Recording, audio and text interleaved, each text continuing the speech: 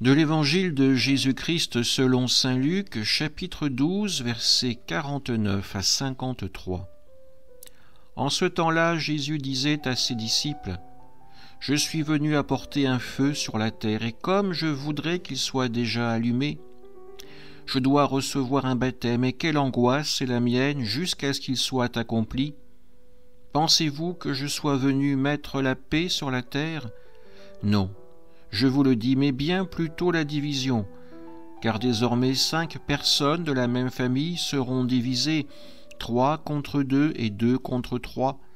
Ils se diviseront, le père contre le fils et le fils contre le père, la mère contre la fille et la fille contre la mère, la belle-mère contre la belle-fille et la belle-fille contre la belle-mère.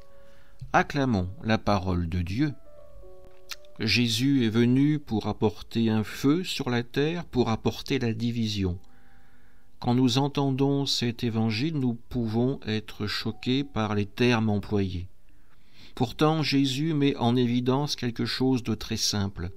Sa parole va diviser parce qu'elle implique de prendre position.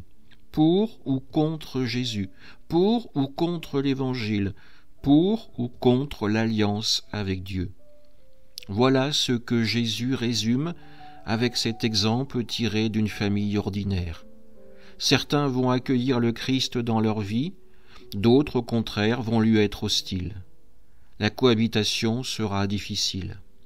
Jésus nous le redira plus loin, il faudra résister aux persécutions, à la haine des hommes, pour rester fidèle à son commandement, le commandement de l'amour.